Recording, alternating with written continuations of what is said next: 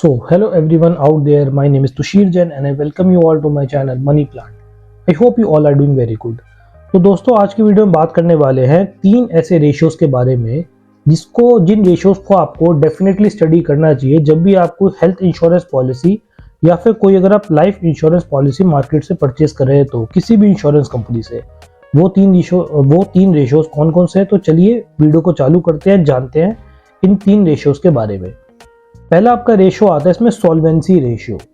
Solvency ratio आपको बताता है कि जो आपकी इंश्योरेंस कंपनी है जिससे आप इंश्योरेंस लेना चाह रहे हैं उसकी कैपिटल एडिक्वेसी कितनी है, मतलब कैपिटल को देने की क्षमता कितनी है उसकी।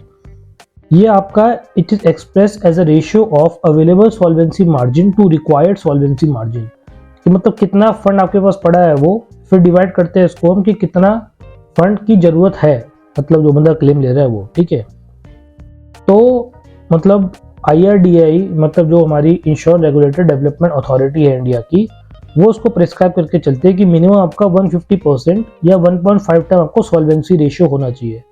तो नेक्स्ट टाइम जब भी आप कोई पॉलिसी लेना चाहे तो जरूर आप सॉल्वेंसी रेशियो चेक कीजिए कि वो एटलीस्ट 1.5 टाइम्स या 150% के अराउंड तो आपकी होनी चाहिए।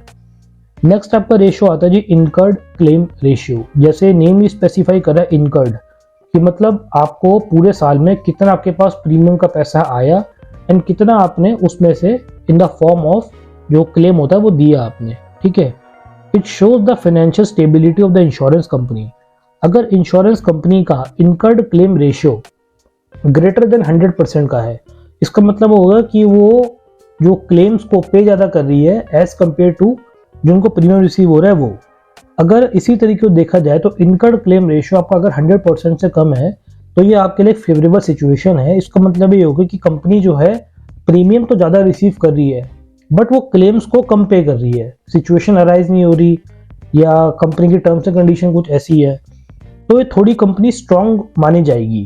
ठीक है, as compare to that company जिसका incurred claim ratio more than 100% है।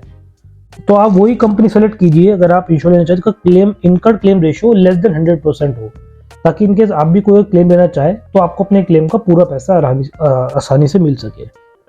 थर्ड आपका रेशियो आता है परसिस्टेंसी रेशियो।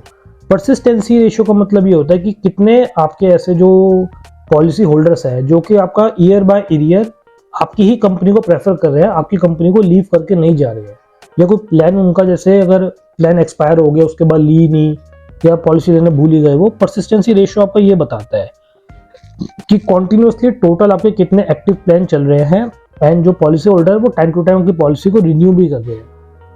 इसका जो मतलब एक तरह से इसको आप कस्टमर रिटेंशन रेशियो की तरह भी आप देख सकते हैं। IRDAI ने जो इसका एक प्रिस्क्राइब लिमिट दे रखी है वो दे रखी है 60 to 70 के बीच में। तो जैसे मैंने तीन रेशियो डिस्कस कर लिए, पहले तो हमारा सॉल्वेंसी रेशियो, इसको आपको चेक करना है कि एटलीस्ट आपका ये 150% या 1.5 टाइम्स होना चाहिए। दूसरा आ गया आपका इनकर्ड क्लेम रेशियो, ये आपका लेस देन 100% होना चाहिए। तीसरा आ गया आपका परसिस्टेंसी रेशियो जो कि आपको 60 to 70% के बीच में रहना चाहिए। तो गाइज यही था इस वीडियो में तीन इंपॉर्टेंट रेशियोज के बारे में जिसको आपको चेक करना चाहिए before taking any life insurance और हेल्थ इंश्योरेंस पॉलिसी। तो गाइज अगर आपको कुछ भी डाउट है इस वीडियो से रिलेटेड जरूर मुझसे आप उस चीज़ के बारे में कमेंट सेक्शन में पूछ सकते हैं।